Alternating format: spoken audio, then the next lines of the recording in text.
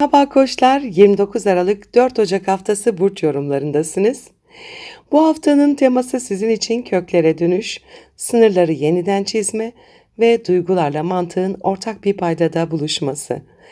Bu hafta sizin için geçmişle bugünün, duygularla hedeflerin çarpıştığı ama sonunda çok netleşeceğiniz bir dönem. Özellikle aile, ev, kökler, güvenlik, içsel huzur ve kariyer alanları arasında gidip gelen etkiler sizi yön değiştirmeye çağırıyor. Gökyüzü yeni yıla girerken size artık duygusal yükleri taşımayı bırak, yeni hedeflere net biçimde odaklan diyor. 29 Aralık Pazartesi günü haftaya Ay Yengeç Burcu'nda Retro Jüpiter'le kare açısıyla başlıyorsunuz. Bu geçmişten gelen duygusal meseleleri büyütebilir, aileyle ilgili bir tartışma, ev içi konfor alanınızda aşırı duyarlılık veya eski bir duygusal mesele tekrar gündeme gelebilir. Özellikle ebeveynlerle, aile kökleriyle ya da yaşadığınız alanla ilgili konularda fazla fedakarlık yapmış olabilirsiniz. Şimdi bu dengenin bozulduğu noktaları fark etme zamanı. Günün ilerleyen saatlerinde Ay Boğa burcuna geçiyor ve Kova'daki Plüto ile kare açı yapıyor. Bu etki iş ev dengesi, güvenlik ihtiyacı ile hedefleriniz arasındaki çatışmayı tetikliyor. Üstlerle ya da otorite figürleriyle resleşmemeye dikkat edin. Güç oyunlarına girmeyin bugün. 30 Aralık Salı günü Ay Oğlak burcundaki Venüs, Mars ve Güneş'le uyumlu açılar yapıyor. Bu iş, kariyer ve hedefler açısından sizin için haftanın en yapıcı günü. Uzun süredir planladığınız bir konuda somut adımlar atabilirsiniz.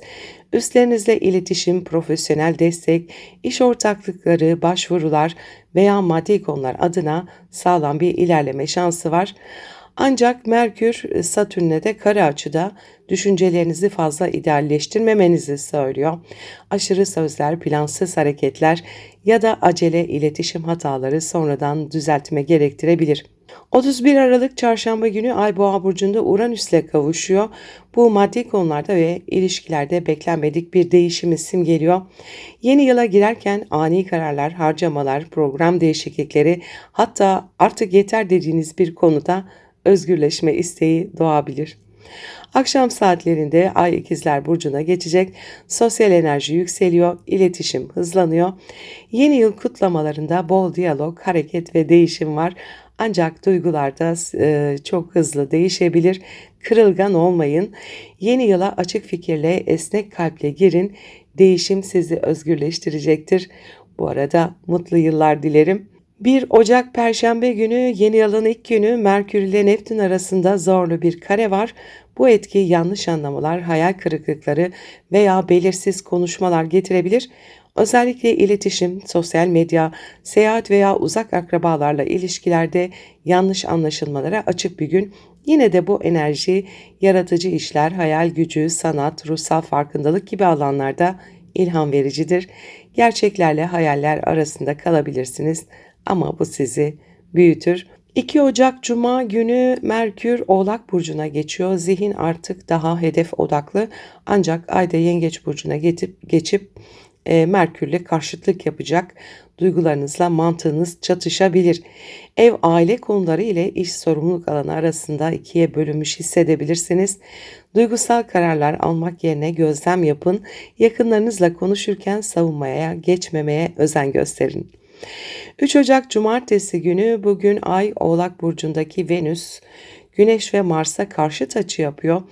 Bu karşıtlık ilişkilerde dengeyi test edebilir. Partnerinizle veya iş ortağınızla ben mi biz mi sorusu gündeme gelebilir. Kariyer ve özel hayatınız arasında bir gerilim doğabilir. Eğer ilişkide bastırdığınız duygular varsa bugün yüzeye çıkar.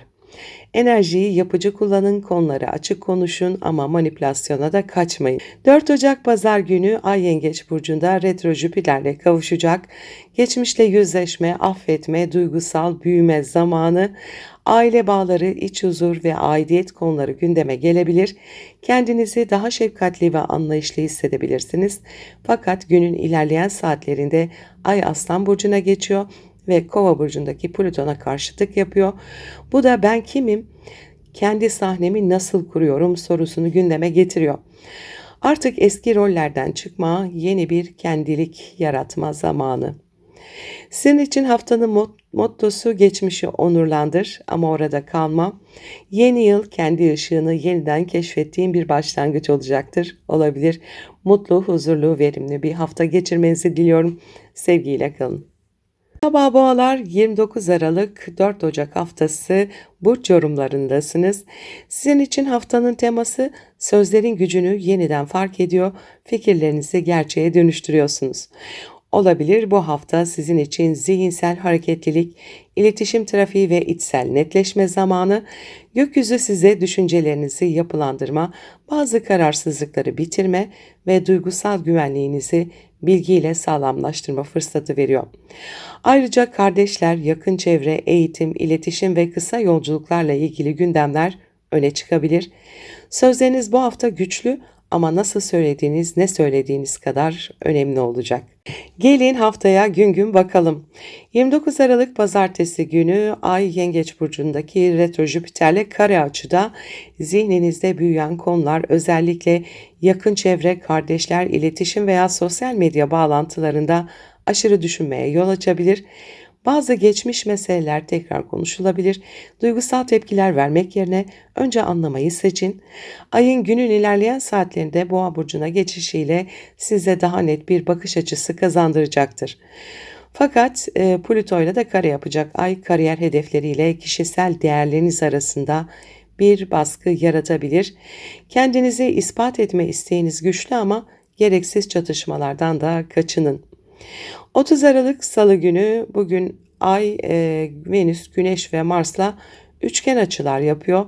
Bu etki size uzun vadeli hedefler, seyahat, eğitim, hukuk veya yabancı bağlantılı konularda büyük destek getiriyor. Kariyer yönüyle ilgili planlar, akademik hedefler ya da iş fırsatları adına güçlü bir zemin oluşturabilir. Merkür'ün Satürn'e karesi var aynı zamanda. Bazı planların onaylanması için sabır gerektiğini gösteriyor. Yavaş ama emin adımlarla ilerleyin. 31 Aralık Çarşamba günü yılın eşiğindeki sürprizler. Ay Uranüs'le kavuşacak. Bu sizin burcunuzda gerçekleştiği için değişim enerjisi doğrudan sizi etkiliyor. Yeni yıl arifesinde görünüşünüz, planlarınız veya çevrenizde bir düzen bir anda değişebilir. Artık ben bu değilim dediğiniz noktada özgürleşme başlar. Bu kavuşum yeni yıla da size ben kimim ne istiyorum sorusunun yanıtını yeniden yazdırır. Akşam saatlerinde ay ikizlere geçtiğinde finansal kararlar ve değer duygusu öne çıkar. Bugün değişimden korkmayın, sarsılabilirsiniz çünkü büyüyorsunuz. Bu arada mutlu yıllar geçirmenizi diliyorum. 1 Ocak Perşembe günü yeni yılın ilk günü Merkür-Neptün karesi devrede. Bu etki özellikle dost çevresi, sosyal medya veya arkadaş gruplarında yanlış anlaşılmalara neden olabilir. Bazı sözler farklı algılanabilir, planlar karışabilir, maddi veya duygusal beklentilerde bulanıklık yaşanabilir. Yaratıcılık isteyen işler için ilham verici bir gün olsa da gerçeklerle bağlantınızı kaybetmemeye çalışın. 2 Ocak Cuma günü Merkür bugün Oğlak Burcu'na geçiyor. Zihniniz toparlanıyor, yön buluyorsunuz. Ay da Yengeç Burcu'nda Merkür'e karşıtlık yapıyor. Yakın çevreyle iletişimde duygusal gerilimler olabilir. Söylediklerinizde net olun. Özellikle de aile içi konularda ben bunu demek istemedim tarzı yanlış anlaşılmalara açık bir gün. Fakat bu karşıtlık duygularınızla mantığınız arasında sağlıklı bir köprü kurma fırsatı da sunar. 3 Ocak Cumartesi günü Ay, Venüs, Güneş ve Mars'a karşıtlık yapıyor olacak. Bu karşıtlık özellikle uzaklarla ilgili planlar, eğitim, yayıncılık veya hukuki konularda sizi netleştirecek. İlişkilerde kendi doğrularınızla başkalarının beklentileri arasında kalabilirsiniz. Karşı tarafın bakış açısını anlamaya çalışın. İnatlaşmak yerine uzlaşın. Haklı olmaya değil, huzurlu olmaya odaklanın. 4 Ocak Pazar günü Ay Retro Jüpiter'le kavuşacak Yengeç Burcu'nda. Aileyle, kardeşlerle veya yakın çevrenizle ilgili geçmiş meseleleri büyütebilir. Ama bu etki aynı zamanda affetme, kabullenme ve şefkat enerjisini de getirir. Ayın Aslan'a geçişiyle birlikte Plüton'a karşıtlık yapması ise ev içi düzen ve kariyer planları arasında güçlü bir dönüştürücü basınç oluşturur. Hafta sonunda artık ben eski ben değilim diyebilirsiniz. Bu içsel güçlenmedir, korkmayın. Kendinizi yeniden tanımlarken geçmişi şükranla bırakın. Sizin için haftanın mottosu sözleriniz kaderinizi yazıyor. Konuşun ama bilgelikle konuşun olabilir. Mutlu, huzurlu, verimli bir hafta geçirmenizi diliyorum. Sevgiyle kalın. İkizler 29 Aralık 4 Ocak haftası burç yorumlarındasınız. Sizin için haftanın teması gerçeklerle yüzleşiyorum, duygusal derinliğimin rehberliğinde yenileniyorum olabilir.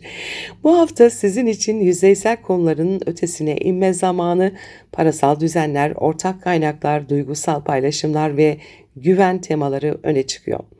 İçsel bir sessizlik, bir farkındalık dalgası sizi dönüştürebilir. Artık ben neye gerçekten değer veriyorum sorusunun yanıtı geleceğinizin yönünü belirleyebilir. Gelin haftaya gün gün bakalım. 29 Aralık Pazartesi günü Ay Jüpiter'le kare açıda olacak. Bu enerjiyle başlıyoruz haftaya. Parasal güvenlik, değer duygusu, öz saygı temaları öne çıkıyor. Bir süredir ertelediğiniz bir finansal mesele, borç, yatırım veya gelir gider dengesi bugün yeniden gündeme gelebilir. Ayın Boğa burcuna geçip Plüto'yla kare yapması bastırılmış duyguları tetikleyebilir. İçsel olarak bir dönüşüm sürecine giriyorsunuz.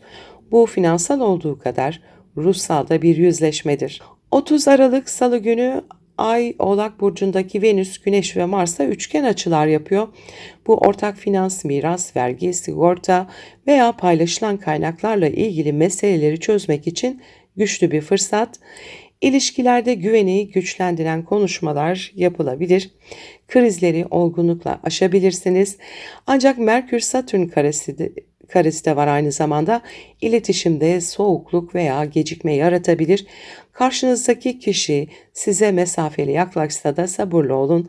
Ciddiyet bu enerjinin anahtarıdır. 31 Aralık Çarşamba günü Ay Boğa burcunda Uranüs'le kavuşacak. Bu kavuşum sizin bilinçaltı alanınıza harekete geçiyor. Yeni yıl arifesinde içsel bir uyanış yaşayabilirsiniz. Rüyalar, sezgiler, hatta tesadüfler aracılığıyla size bir şey söyleniyor olabilir. Birdenbire gizli düşmanlarınız da ortaya çıkabilir. Bu enerji kontrolü bırakmanız gerektiğini hatırlatıyor. Yeni yıla girerken geçmişle vedalaşmak için ideal bir gün.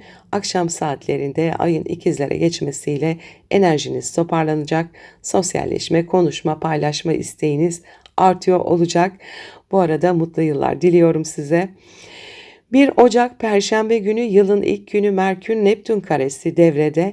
Bu kare sizin kariyer alanınızda bir bulanıklık yaratabilir. Üstlerle iletişimde net olun. Yanlış anlaşılmalara açık bir gün. Eğer yaratıcı bir alanda çalışıyorsanız ilhamınız yüksek fakat stratejik kararları birkaç gün erteleyin. Hayal gücüyle gerçeklik arasındaki çizgiyi korumak önemli bugün.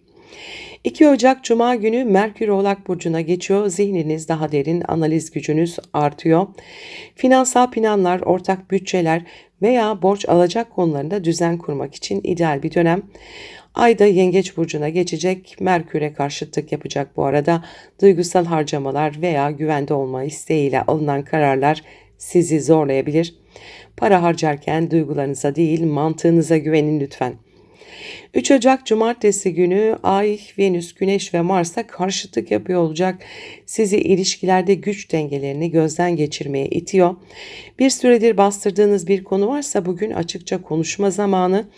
Finansal ortaklıklar, sözleşmeler, alacak verecek konuları da dengeyi yeniden kurabilirsiniz. Güç mücadelesi yerine karşılıklı güvene dayalı bir paylaşım kurmaya çalışın. 4 Ocak Pazar günü Ay Yengeç Burcu'nda retro Jüpiter'le kavuşacak. Maddi güvenlik ve duygusal doyum arasında büyük bir farkındalık yaratabilir. Artık kiminle neyi paylaşmak istiyorum sorusunun cevabı netleşiyor olacak. Ardından Ay Aslan Burcu'na geçecek, Plüto'ya karşıtlık yapacak, iletişim alanında bir güç savaşı getirebilir, söyledikleriniz yankı bulacak, dikkatli olun. Bu enerji geçmiş korkuların çözülüp kendine güvenin yeniden inşa edilmesi için mükemmel bir zaman dilimi. Artık kaybetmekten korkmayın, siz zaten dönüşüyorsunuz. Sizin için haftanın mottosu gerçeğin gücü yüzleşmeye cesaret eden kalplerde doğar olabilir. Mutlu, huzurlu, verimli bir hafta geçirmenizi diliyorum. Sevgiyle kalın. Merhaba yengeçler, 29 Aralık 4 Ocak haftası burç yorumlarındasınız. Haftanın teması duygularınız sizi yönetmesin, siz duygularınızı yönetin olabilir. Bu hafta sizin için duygusal denge, ilişkilerde sınır koyma ve içsel güç kazanma haftası. Gökyüzü bir yanıyla geçmişi hatırlatırken diğer yandan sizi olgunlaştırmak, kendi gücünüzü fark ettirmek istiyor. Özellikle ilişkiler, ev, aile düzeni ve kariyer dengesi arasında önemli farkındalıklar yaşayabilirsiniz. Ayın kurduğu bağlantılar Plüto'yla, Jüpiter'le, Mars'la, Venüs'le duygusal dalgalanmaları getirebilir ama bu sizin için yeniden doğuş haftanızda olabilir. Gelin gün gün haftaya bakalım. 29 Aralık Pazartesi günü Ay retro Jüpiter'le kare açı yapıyor bugün. Bu açı geçmişle bağlantılı duyguları büyütebilir. Aile, çocukluk, kökler veya anne ile ilgili meseleler yüzeye çıkabilir. Kendinizi fazla savunmacı hissedebilirsiniz. Çünkü içsel güvenliğiniz test ediliyor. Günün ilerleyen saatlerinde Ay Boğa burcuna geçip Plüto ile kare açı yapacak. Bu da arkadaş çevresi, topluluklar veya kariyer planlarında güç çekişmelerini tetikleyebilir. Artık kiminle yola devam ediyorum, kim beni gerçekten destekliyor sorusuna dürüstçe yanıt verme zamanı. 30 Aralık Salı günü bugün Ay Oğlak Burcu'ndaki Venüs, Güneş ve Mars'la uyumlu açılar yapıyor. Üçgen açı içinde. Bu sizin karşıt burcunuzda gerçekleştiği için ilişkiler, ortaklıklar ve evlilik temalarını öne çıkarıyor. Partnerinizle veya iş ortağınızla daha yapıcı, olgun konuşmalar yapabilirsiniz.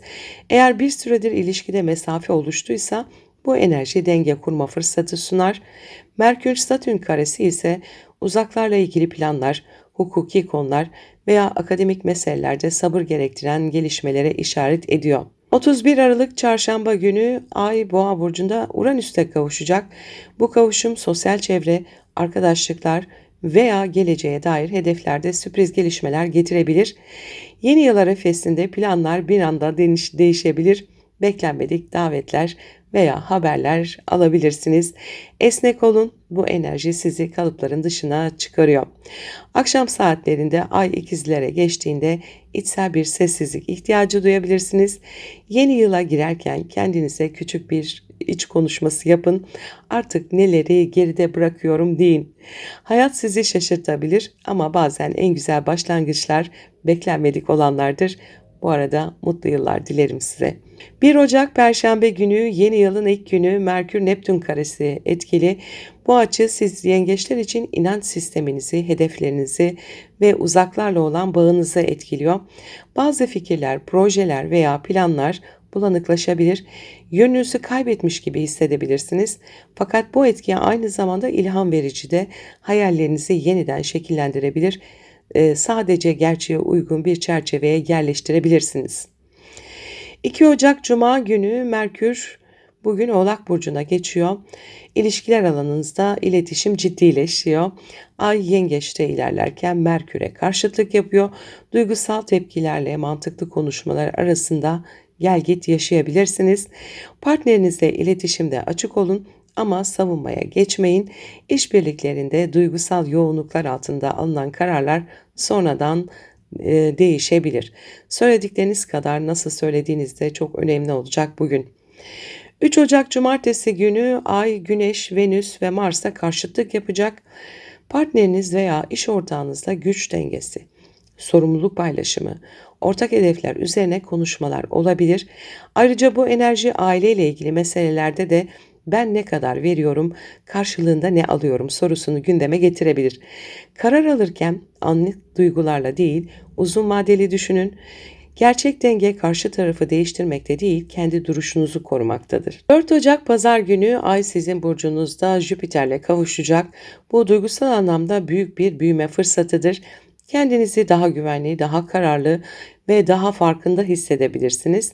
Geçmişte yüzleşin, affedin, bağışlayın. Bu sayede hafiflersiniz. Günün ilerleyen saatlerinde Ay Aslan burcuna geçecek ve Plüto'ya karşıtlık yapacak. Bu finansal konular veya özdeğer meselelerinde güç çekişmesi yaratabilir. Kendi değerinizi başkalarının onayına bağlamayın. Sizin için haftanın mottosu kendinizi korumak, kalbinizi kapatmak değildir. Sevmeye devam edin ama artık sınırlarınızı siz belirleyin olabilir. Mutlu, huzurlu, verimli bir hafta geçirmenizi diliyorum. Sevgiyle kalın. Merhaba aslanlar, 29 Aralık 4 Ocak haftası burç yorumlarındasınız.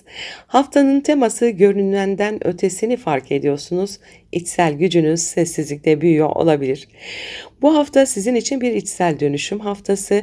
Ayın hareketleri bilinçaltınızı, kariyerinizi ve ilişkilerdeki sorumluluk dengesini derinden etkiliyor. Siz genellikle dış dünyada güçlü görünürsünüz ama bu kez gökyüzü size içe dönmeye, kontrolü bırakmaya çağırıyor. Kariyer, statü ve sorumluluk alanında önemli farkındalıklar yaşayabilirsiniz. Yılın son günleri hem duygusal hem ruhsal anlamda bir arınma süreci olacaktır. Gelin haftaya gün gün bakalım. 29 Aralık Pazartesi günü Ay Jüpiter'e kare açı yapıyor. Bugün geçmişten gelen bir konu, özellikle de iş veya statüyle ilgili bir pişmanlık gündeme gelebilir. Ay Boğa burcuna geçecek, ardından Plüto ile kare açıya gelecek. Kariyer alanınızda güçlü bir dönüşüm enerjisini tetikliyor. Otorite figürleriyle ilişkilerde gerginlik yaşanabilir. Sabırlı olun, bir döngünün kapanmakta olduğunu fark edeceksiniz. 30 Aralık Salı günü Ay Oğlak Burcu'ndaki Venüs, Güneş ve Mars'la uyumlu açılar yapıyor olacak. Gündelik yaşam, iş ortamı ve sağlık rutinlerinizle ilgili konularda verimlilik ön plana çıkıyor. Bir süredir düzen kurmakta zorlandığınız alanlarda pratik çözümler bulabilirsiniz. Merkür-Satürn karesi ise maddi konularda temkinli olmanız gerektiğini hatırlatıyor. Borçlar, ortak gelirler veya yatırımlar konusunda acele etmeyin, detayları kontrol edin. 31 Aralık Çarşamba günü Ay Boğa burcunda Uranüs'le kavuşuyor. Yeni yıl sürprizi. Bu kavuşum kariyer alanınızda sürpriz gelişmeler, yön değişiklikleri veya beklenmedik fırsatlara işaret ediyor. Bir kapı kapanıyor olabilir ama bu daha özgür bir kapının açılacağı anlamına gelir. Akşam saatlerinde Ay İkizler Burcu'na geçerek sosyal çevreniz hareketleniyor. Yeni yıl gecesi dostlarla birlikte olma arzunuz artıyor. Ancak gece boyunca içsel bir yeniden doğuş enerjisi hissedeceksiniz. Değişim sizi korkutmasın, o sizi büyütmek için geliyor. Bu arada mutlu yıllar dilerim. 1 Ocak Perşembe günü yeni yılın ilk günü Merkür-Neptün karesi aktif. Bu açı maddi paylaşımlar, yatırımlar ve finansal kararlar alanında kafa karışıklığı yaratabilir. Birine güvenerek hareket etmeyin, detayları siz kontrol edin. Yaratıcı ilişkileriniz varsa ilham artabilir, ancak stratejik adımlar için henüz erken. 2 Ocak Cuma günü Merkür Oğlak Burcu'na geçiyor bugün ve sizler için çalışma, üretim ve hizmet alanında netlik getiriyor. Artık plan yapma zamanı. Ay Yengeç Burcu'na geçtiğinde ise içe dönmek, biraz dinlenmek, ruhunuzu beslemek iyi gelecektir. Ancak Merkür'e de karşıtlık yapacak, zihinsel yorgunluk yaratabilir bu. Biraz yalnız kalmak, zihni arındırmak bugünün en doğru hareketi olur. Bazen durmak ilerlemenin en akıllıca yoludur. 3 Ocak Cumartesi günü Ay Oğlak Burcu'ndaki Venüs, Güneş ve Mars'a karşıt açı yapıyor. Bu sizin için hem iş hem sağlık konularında önemli bir farkındalık günü olabilir. Yoğun tempo sizi duygusal olarak zorlayabilir. Her şeyi ben mi yapmak zorundayım hissi doğabilir. Gökyüzü size diyor ki görev bilinci güzel ama sınırlarınızı koruyun. Sınır koymak sevgisiz olmak değildir. Bu kendinize duyduğunuz saygıdır. 4 Ocak Pazar günü Ay Yengeç Burcu'nda retro Jüpiter'le kavuşacak. Bu kavuşum içsel huzurunuzu geri kazanma fırsatı getiriyor. Ruhsal farkındalık, sezgisel güç ve duygusal bilgelik yükseliyor. Günün ilerleyen saatlerinde Ay Aslan Burcu'na geçecek, lakin Plüto ile karşıtlık yapacak. Artık sahne sizin, bu karşıtlık hem gücünüzü hatırlatacak hem de çevrenize ışık saçmanızı sağlayacak. Ancak dikkat edin, güç gösterisi değil, özgüven zamanı bu. Sizin için haftanın mottosu sessizliğin içinden yükselen ışık sizi yeniden doğuruyor olabilir. Mutlu, umutlu, huzurlu bir hafta geçirmenizi diliyorum. Sevgiyle kalın. Merhaba Başaklar, 29 Aralık 4 Ocak haftası burç yorumlarındasınız. Haftanın teması denge, sadece düzen kurmakla değil, kalbinizi dinlemekle de ilgilidir.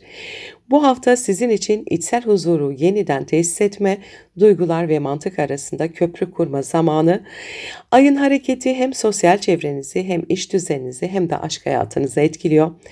Merkür'ün Satürn ve Neptün'le yaptığı karelerse iletişimde ve ilişkilerde net olmanız gerektiğini vurguluyor. Gökyüzü sizden bir şey istiyor, fazla kontrol etmeyi bırakın, akışa güvenin diyor. Gelin haftaya gün gün bakalım. 29 Aralık Pazartesi günü Ay retro Jüpiter'le kare açıda olacak bugün. Geleceğe dair hedefleriniz veya arkadaş çevrenizle ilgili bazı hayal kırıklıklarını gündeme getirebilir. Bir dostunuzun tutumu ya da bir grubun içindeki rolünüz sizi sorgulatabilir. Ay Boğa burcuna geçecek, ardından ancak Plüto ile kare yapacak. İnançlarınız ve vizyonunuz üzerinde güçlü bir değişim başlatabilir. Hayata nasıl baktığınızı, neleri büyüttüğünüzü fark edeceksiniz. 30 Aralık Salı günü Ay, Venüs, Güneş ve Mars'la uyumda açıda olacak. Bu sizin için son derece verimli bir enerji. Yaratıcılığınızı gösterebilir, projelerinizi olgun bir şekilde şekillendirebilirsiniz. İlişkilerde romantik ama gerçekçi bir hava hakim olacak.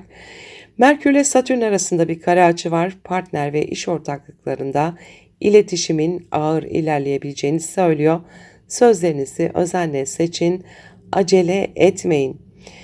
31 Aralık Çarşamba günü Ay Boğa burcunda Uranüs'le kavuşacak. Yeni yıl sürpriziniz geliyor. Bu kavuşum sizin için uzaklarla, eğitimle, seyahatlerle ya da vizyonla ilgili beklenmedik gelişmeler getirebilir. Yeni yıl arifesinde planlar değişebilir, spontan kararlar alabilirsiniz. Ruhsal olarak artık kalıpların dışına çıkmak istiyorum duygusu güçleniyor. Akşam saatlerinde Ay İkizler Burcu'na geçtiğinde kariyer ve yön duygunuz öne çıkacak. Yeni yıla girerken 2026'da neye hizmet etmek istiyorum sorusunu kendinize sorun. Yeni bir yıl, yeni bir siz demek olabilir. Bu arada mutlu yıllarda diliyorum size. 1 Ocak Perşembe günü Merkür Neptün karesi devrede olacak. Bu açı ilişkiler alanınızı bulanıklaştırabilir.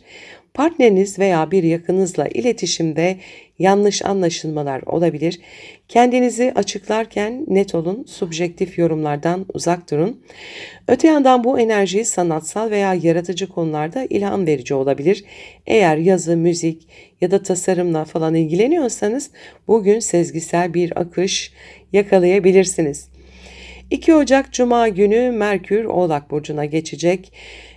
Gerçeklerle yüzleşme zamanı ve odak aşk, yaratıcılık ve çocuklarla ilgili konulara yöneliyor. Duygusal ilişkilerde ciddiyet artabilir. Ay Yengeç Burcu'nda ilerlerken Merkür'e de karşıtlık yapacak. Arkadaşlar veya partner arasında fikir ayrılıkları getirebilir.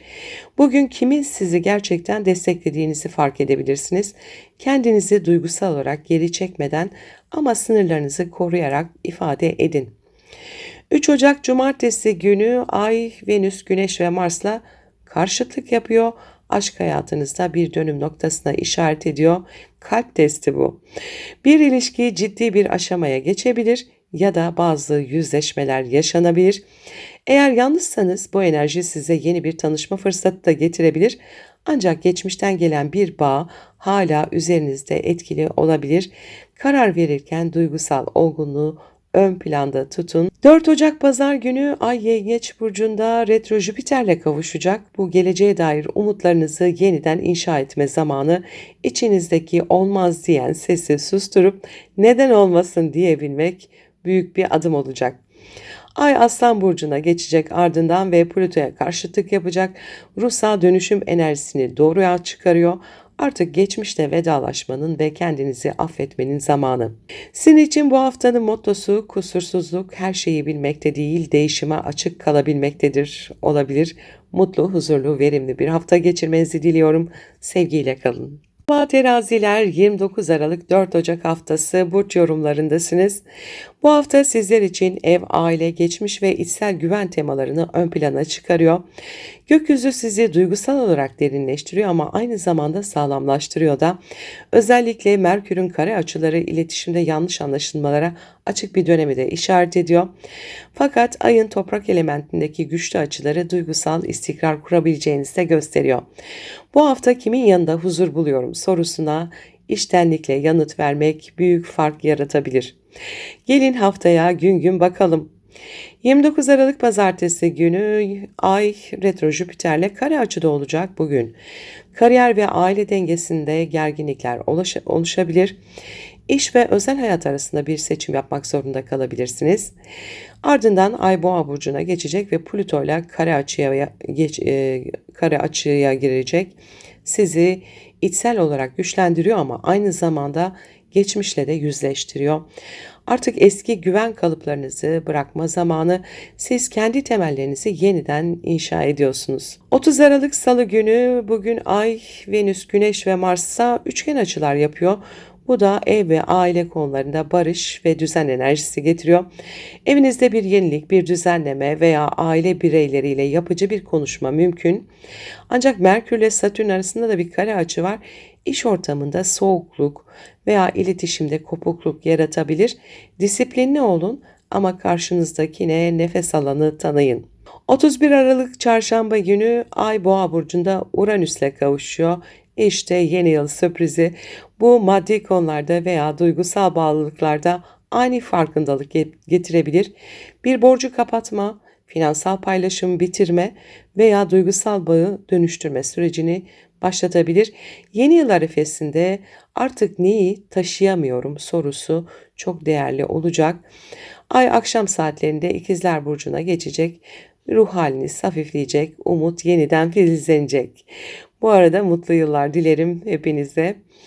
1 Ocak Perşembe günü yeni yılın ilk günü Merkür Neptün karesi devrede. Bu açı çalışma düzeniniz, görevleriniz veya sağlığınızla ilgili konularda karmaşa yaratabilir. Bir şeyi fazla idealize ediyor ya da detaylarda kayboluyor olabilirsiniz. Gerçekçi olun ama hayallerinizi de küçümsemeyin. Burası dengeyi yeniden tanımlama zamanı. 2 Ocak Cuma günü Merkür'ün Oğlak Burcu'na geçişiyle birlikte odanız artık ev, aile ve içsel güven alanına kayıyor. Bu dönemde geçmiş meseleleri mantıklı bir çerçevede ele alabilirsiniz. Ancak Ay Yengeç Burcu'na geçtiğinde hem ev hem kariyer dengesi bir kez daha gündeme geliyor. Çünkü Merkür'e karşıtlık yapıyor. Duygularınızla mantığınız arasında bir çatışma yaratabilir bu. Evde huzur istiyorsanız duygusal değil, stratejik davranın. 3 Ocak Cumartesi günü Ay Oğlak Burcu'ndaki Venüs, Güneş ve Mars'a karşıtlık yapıyor olacak. Bu sizin için ilişkilerde duygusal sorumluluk sınavı anlamına geliyor. Partnerinizin veya bir aile bireyinin sizden beklentileri ağır gelebilir. Ama bu enerjiyi doğru kullanırsanız bağlarınızı olgunlaştırabilirsiniz. Ev içi meselelerde sabırlı olun ve yapıcı olun. Duygusal patlamalar çözüm değil, yıkım getirir. Sınırlar koymak sevgiyi eksiltmez, güveni arttırır. 4 Ocak Pazar günü Ay Yengeç Burcu'ndaki retro Jüpiter'le kavuşacak. Bu kariyer yönünüzü yeniden yapılandırma enerjisini getiriyor. İçsel bir farkındalık, ben gerçekten ne yapmak istiyorum sorusu sizi yönlendirebilir. Ardından Ay Aslan Burcu'na geçecek, Plüto ile karşıtlık yapacak, sosyal çevrede güç oyunlarına işaret ediyor. Kiminle aynı yolda yürüdüğünüzü ya da yürümediğinizi fark edeceksiniz. Gerçek dostlar bu dönemde sizinle kalır. Sizin için haftanın mottosu gerçek denge başkalarını memnun etmekte değil, kendi huzurunu koruyabilmektedir, olabilir. Mutlu, huzurlu, umutlu bir hafta geçirmenizi diliyorum. Sevgiyle kalın. Merhaba akrepler, 29 Aralık 4 Ocak haftası burç yorumlarındasınız. Bu hafta sizler için ilişkiler, iletişim, yakın çevre ve yön değişimleriyle dolu bir dönem. Gökyüzü sizi hem duygusal hem zihinsel olarak test ediyor ama aynı zamanda sezgilerinizi de güçlendiriyor. Merkür'ün sert açıları bazı yanlış anlaşılmaları gündeme getirebilir. Ayın kare ve karşıtlıkları ise duygusal olarak yüzleşmenizi sağlayabilir. 2026'ya adım atarken ben artık aynı şekilde düşünmüyorum dediğiniz farkındalıklar bir dönüm noktası yaratabilir. Gelin haftaya gün gün bakalım. 29 Aralık Pazartesi günü Bugün Ay ile Retro Jüpiter arasında bir kare açı var. Uzaklarla, eğitimle veya hukuki bir konuyla ilgili bir engel ya da gecikme yaşanabilir. Bu durum sizi içsel olarak sabır testine sokuyor. Ay Boğa burcuna geçecek ardından ve Plüto ile kare açıda olacak ilişkilerde gerginlik yaratabilir. Partneriniz ya da yakın bir dostunuzla fikir çatışması gündeme gelebilir. Gerçekle hayal arasındaki farkı görmek bugün her şeyden değerli olacak. 30 Aralık Sarıl günü Ay, Venüs, Güneş ve Mars'la uyumlu açılarda olacak. Bu iletişim, sözleşme, anlaşma veya yakın çevreyle ilişkilerde olumlu bir akışı destekliyor. Bir projeniz, yazılı bir işiniz ya da eğitim planınız varsa bugün verimli adımlar atabilirsiniz. Merkür-Satürn karesi ise duygusal konularda sabırlı olmanız gerektiğini söylüyor. Partnerinizin soğuk tavırları sizi test edebilir. Sakin kalın, tepkisel olmayın. 31 Aralık Çarşamba günü Ay Boğa burcunda Uranüs'le kavuşacak. Yeni yıl sürprizi işte burada. Bu kavuşum sizin ilişki alanınızda gerçekleşiyor. Partnerinizle ya da yakın bir bağınızla ilgili ani bir gelişme, şaşırtıcı bir haber gündeme gelebilir. Bir ilişki birden farklı bir boyuta geçebilir ya da bir özgürleşme kararı alabilirsiniz. Ayın akşam saatlerinde İkizler Burcu'na geçmesiyle duygularınız derinleşiyor ama aynı zamanda olaylara daha objektifte bakabiliyorsunuz. Yeni yıla artık duygusal olarak daha bilinçliyim diyerek girebileceksiniz. Bu arada mutlu yıllar dilerim. 1 Ocak Perşembe günü yeni yılın ilk günü Merkür-Neptün karesi devrede. Bu açı duygusal ve romantik ilişkilerde yanlış anlaşılmalara açık bir atmosfer yaratıyor. Bir söz, bir mesaj ya da bir bakış farklı yorumlanabilir. Hayal kurun ama kesin kararlar almayın. Bugün her şey olduğundan daha duygusal görünebilir. Yaratıcı işlerle ilgileniyorsanız bu enerji size ilham getirebilir. 2 Ocak Cuma günü Merkür Oğlak Burcu'na geçiyor. İletişim alanınız netleşmeye başlıyor. Düşüncelerinizi daha yapıcı ve ciddi bir şekilde ifade etme zamanı. Ay Yengeç Burcu'na geçtiğinde uzaklarla, vizyonla ve inanç sisteminize ilgili bir takım farkındalıklar doğabilir. Merkür'e de karşıtlık yapacak. Duygularınızla mantığınız arasında bir çekişme yaratabilir. Bir konuda haklı çıkmak yerine anlaşılmayı hedeflerseniz bugün bir sonuç alabilirsiniz. 3 Ocak Cumartesi günü Ay, Venüs, Güneş ve Mars'a karşıtlık yapacak. Yakın çevre ve iletişim alanınızı yoğunlaştırıyor bu. Bazı konuşmalar sert geçebilir. Özellikle kardeşler, iş arkadaşları veya partnerle ilgili gündemlerde. Ama bu enerjiyi doğru yönetirseniz kalıcı çözümler de üretebilirsiniz. Kendinizi ifade ederken kararlılıkla ama nezaketle hareket edin. Sesinizin tonu sözünüzün etkisini belirleyebilir bugün. 4 Ocak Pazar günü Ay Yengeç Burcu'nda retro Jüpiter'le kavuşacak. Bu kavuşum inançlarınız, yaşam felsefeniz ve gelecek vizyonunuzda büyük bir farkındalık yaratıyor. Artık ben bu hikayeye inanmıyorum dediğiniz bir düşünce kalıbını geride bırakıyorsunuz. Ay da Aslan Burcu'na geçip Plüton'la karşıtlık yapacak. Ardından kariyer ve yön konularında güç sınavı getirebilir. Sakin kalın çünkü dönüşüm artık sizin kontrolünüzde. Sizin için haftanın mottosu dönüşüm her şeyin bittiğini sandığınız anda başlar olabilir. Mutlu, huzurlu, verimli bir hafta geçirmenizi diliyorum. Sevgiyle kalın.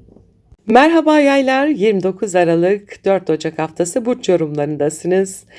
Sizin için haftanın mottosu gerçek özgürlük sorumlulukla dengelendiğinde başlar olabilir.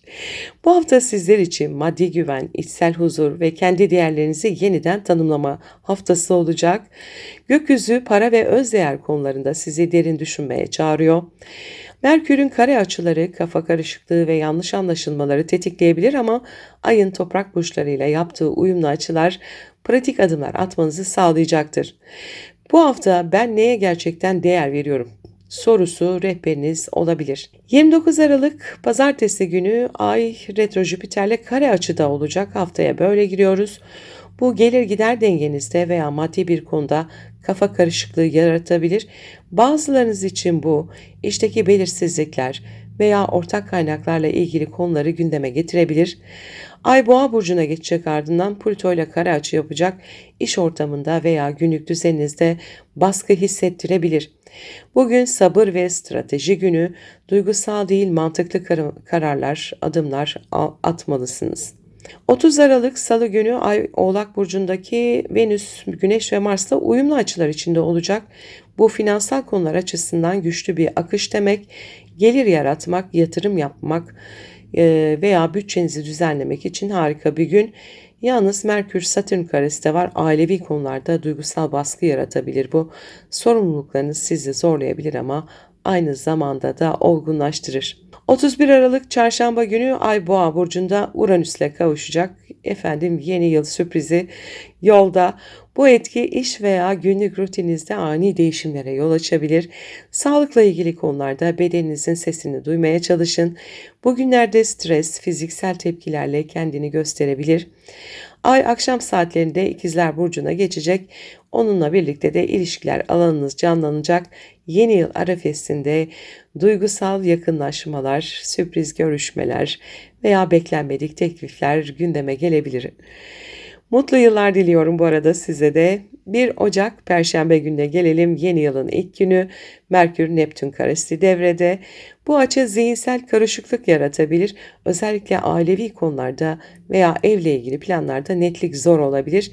Bir söz, bir teklif ya da bir konuşma size farklı görünebilir.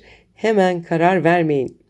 Bugün ilham dolu, yaratıcı enerjiler aktif, hayal kurun ama temelleri sağlamlaştırmadan adım atmayın. Hayaller niyetle birleştiğinde gerçeğe dönüşür. 2 Ocak Cuma günü Merkür Oğlak Burcu'na geçecek. Para, özdeğer konularında net düşünmenizi sağlayacak. Ayda Yengeç Burcu'nda borçlar, krediler ve ortak paylaşımları gündeme getirecek ama Merkür'le karşıtlık yapacak. Finansal kararlarda duygusal etkilenmelere dikkat edin. Ona işaret ediyor. Gerçekleri görmek için veriye, rakamlara ve gözleme dayanın. Mantığınız rehberiniz olsun bugün. 3 Ocak Cumartesi günü Ay, Venüs, Güneş ve Mars'a karşıtlık yapıyor olacak. Bu para, özgüven ve ilişki dengesinde bir sınav enerjisi. Kendinizi yeterince değerli hissetmiyorsanız bu duygunun kaynağına inmeye çalışın. Karşı taraftan gelen eleştiriler aslında sizi güçlendirmek için olabilir.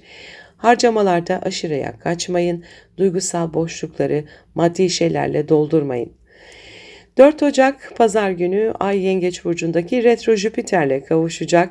Bu geçmişte yaşadığınız maddi veya duygusal güvensizlikleri fark etmenizi sağlar. Artık benim sahip olduklarım değil, kim olduğum önemli demeye başlıyorsunuz. Ay ardından Aslan Burcu'na geçecek, Plüto ile karşıtlık yapacak. Kariyer ve uzun vadeli hedeflerde güç oyunlarını gündeme getirebilir. Kendinizi ispat etme isteğiniz yüksek ama bunu yaparken kalbinizi unutmayın.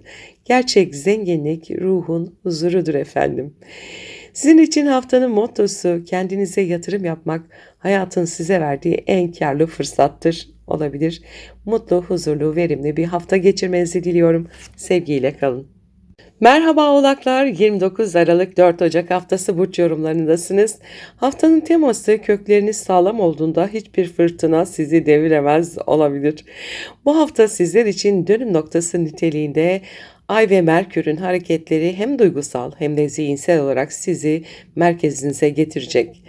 Güneş, Venüs ve Mars'ın burcunuzdaki seyahati yaşamınızın kontrolünü elinize alma gücü veriyor size.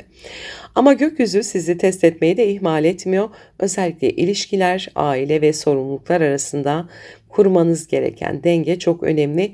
Yeni yılın ilk haftasında ben kimim ve neyi temsil ediyorum sorusu hayatınızın merkezinde olabilir. Gelin haftaya gün gün bakalım. 29 Aralık Pazartesi günü Ay Jüpiter'le kare açıda bugün bu ilişkiler ve ortaklıklar alanında duygusal gerilim yaratabilir. Partneriniz ya da işbirliği içinde bulunduğunuz biri sizden daha fazlasını talep edebilir. Ay ve Ay da Boğa'ya geçtikten sonra Plüto ile kare yapacak. Çocuklar, aşk veya yaratıcı projelerle ilgili konularda güçlü duygular doğurabilir. Kontrolü kaybetmekten korkmayın. Bazen duygularınız sizi gerçek benliğinize götürür. Duygular bastırıldığında değil, kabul edildiğinde güç verir.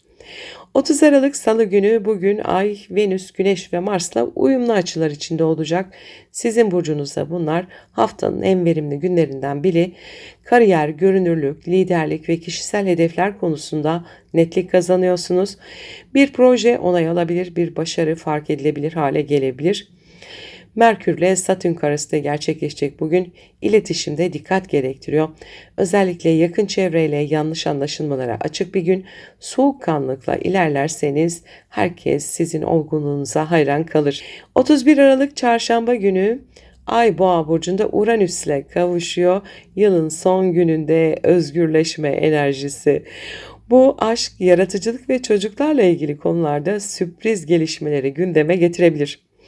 Kendinizi ifade etme biçiminiz değişebilir. Artık daha özgür, daha kendiniz gibi olabilirsiniz.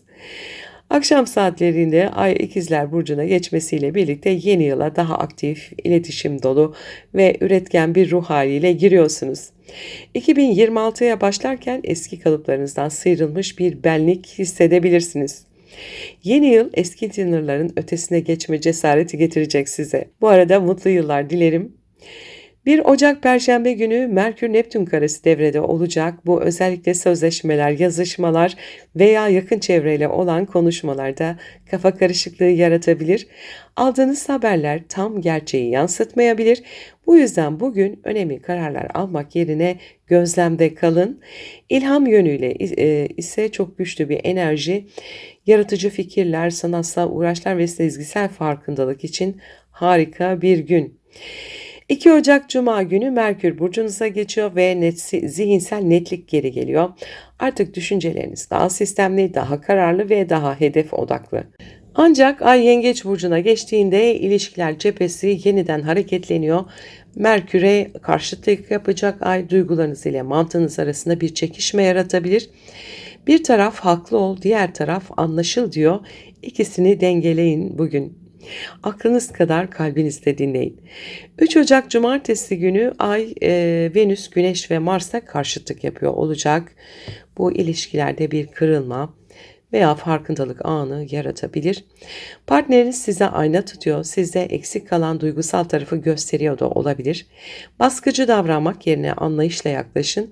Bu ilişki bu dönemde bitse de bu aslında sizi özgürleştirmek içindir. 4 Ocak Pazar günü Ay Yengeç burcunda retro Jüpiter'le kavuşuyor olacak. Bu ilişkilerinizde yeniden yapılandırma enerjisi getiriyor. Bir ortaklık, bir iş ya da özel bir bağ yeni bir düzleme geçebilir. Ay Aslan burcuna geçecek, ardından Plüto ile karşıtlık yapacak. Finansal veya duygusal paylaşımlar alanında güç mücadelelerine işaret ediyor. Kontrolü bırakın. Dönüşüm teslimiyetle başlar. Gerçek başarı güç kazanmak değil, gücü bilgelikle kullanmaktır. Sizin için haftanın mottosu güç dış dünyayı değil, iç dünyayı yönetebilmektir olabilir. Mutlu, umutlu, huzurlu bir hafta geçirmenizi diliyorum. Sevgiyle kalın. Merhaba Kovalar, 29 Aralık 4 Ocak haftası burç yorumlarındasınız. Bu hafta sizler için içsel farkındalık, geçmişle yüzleşme ve ruhsal temizlik zamanı.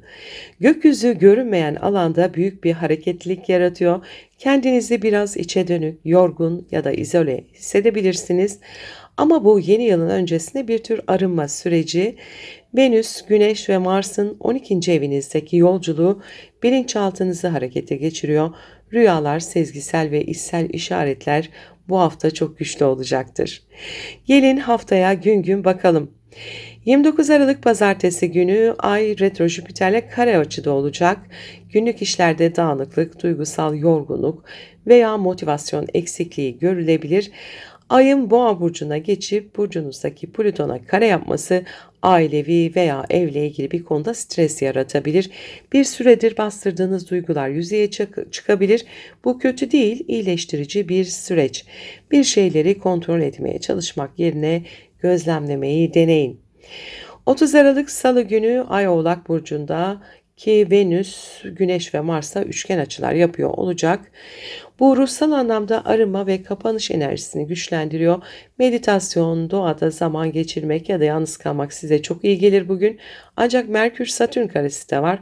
Maddi konularda ve işte gecikmeler de yaratabilir bu açı. Bir şeyler istediğiniz hızda ilerlemiyor olabilir ama bu gecikmelerin bir nedeni var.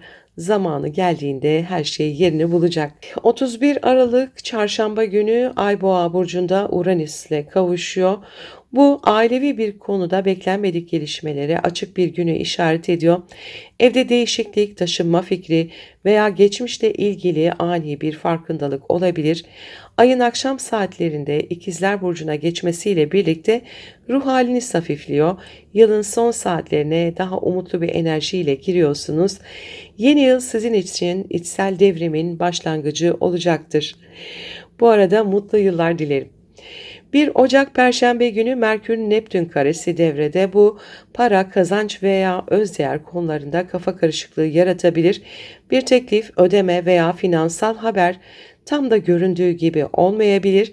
Yeni yılın ilk günü büyük kararlar için değil, sezgilerinizi dinlemek için, sanatsal, yaratıcı işler içinse ilham dolu bir etki var. 2 Ocak Cuma günü Merkür Oğlak Burcu'na geçiyor. Zihinsel olarak içe dönüyorsunuz.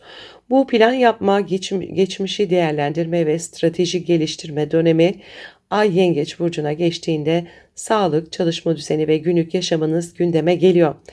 Merkürle karşı taşı yapacak ay fazla düşünmekten doğan zihinsel yorgunluklara işaret ediyor. Kendinizi zorlamayın, dinlenmek üretkenliğin ön koşuludur. 3 Ocak Cumartesi günü Ay Oğlak Burcu'nda bu Oğlak Burcu'ndaki Venüs, Güneş ve Mars'a karşıtlık yapıyor. Bu duygusal olarak yorgun hissedebileceğiniz bir gün. Ruhsal yüklerinizi fark edin. Gerekirse bir şeyleri bırakın. Bir iş arkadaşınız, partneriniz ya da ailenizden biriyle yanlış anlaşılmalar yaşanabilir bugün. Ama bu enerjiyi doğru yönetirseniz hem duygusal olgunluk hem de sezgisel güç kazanırsınız. 4 Ocak Pazar günü Ay Yengeç Burcu'nda retro Jüpiter'le kavuşacak. Bu duygusal iyileşme ve içsel şifalanma enerjisini getiriyor.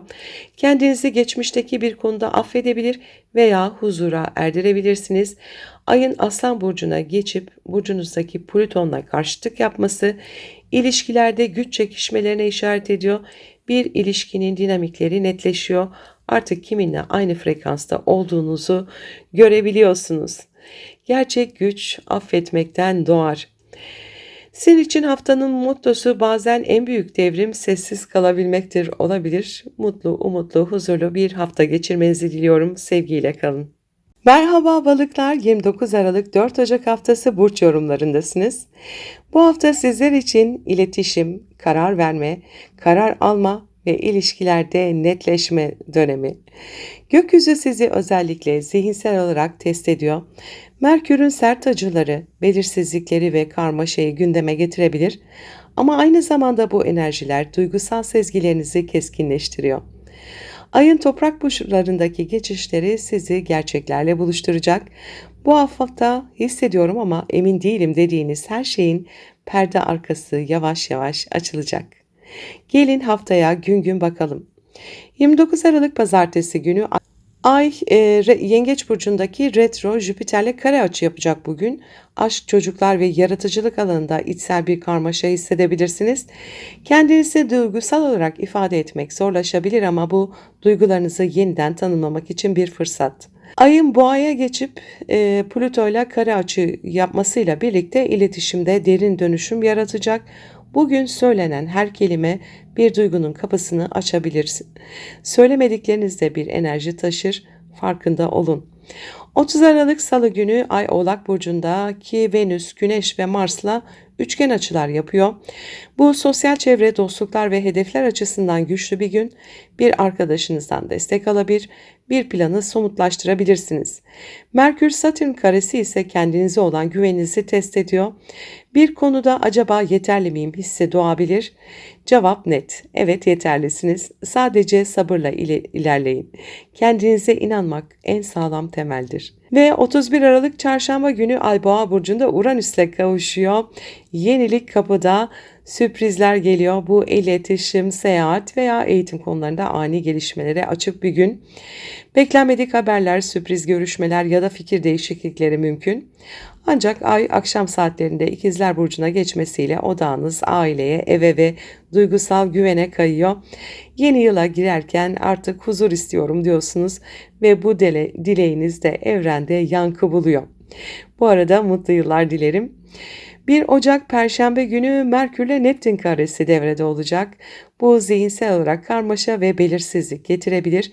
Bir haber, mesaj veya plan tam da göründüğü gibi olmayabilir. Bu yüzden bugün net kararlar almak yerine gözlemde kalın. Ama sezgisel olarak çok açıksınız. İlham, yaratıcılık ve içsel vizyon için mükemmel bir gün. 2 Ocak Cuma günü Merkür Oğlak Burcu'na geçiyor. Bu sosyal çevreniz, hedefleriniz ve iş planlarınızda netleşme enerjisi getiriyor. Ayda ardından Yengeç'e geçecek, Yengeç Burcu'na duygularınızı yoğunlaştıracak ancak Merkür'e de karşıtlık yapacak. Mantıkla kalp arasında bir çekişme yaratabilir bu. Kimin desteğinize güveneceğinizi bugün daha net görebilirsiniz. 3 Ocak Cumartesi günü Ay, Venüs, Güneş ve Mars'a karşıtlık yapıyor olacak. Bu sosyal çevre ve aşk dengesinde test enerjisi getiriyor. Arkadaşlar, topluluklar veya partner arasında kalabilirsiniz. Kiminle uyum içinde olduğunuzu görmek için iç sesinizi dinleyin. Siz değişiyorsunuz, çevreniz de buna uyum sağlamak zorunda. 4 Ocak Pazar günü Ay Yengeç Burcu'nda Retro Jüpiter'le kavuşacak. Bu duygusal bir farkındalık ya da içsel bir kabulleniş getirebilir. Kalbiniz size artık neye inanmak istediğinizi söylüyor. Ardından Ay Aslan Burcu'na geçecek, Plüto ile karşıtlık yapacak, iş ve sağlık alanında güç mücadelelerine işaret ediyor. Kendinizi kanıtlamaya çalışmayın, doğal akışta kalın. Akış teslimiyetin diğer adıdır. Sizin için haftanın mottosu kalbiniz yönünüzü gösteriyorsa aklınız sadece pusuladır olabilir. Mutlu, huzurlu, verimli bir hafta geçirmenizi diliyorum. Sevgiyle kalın.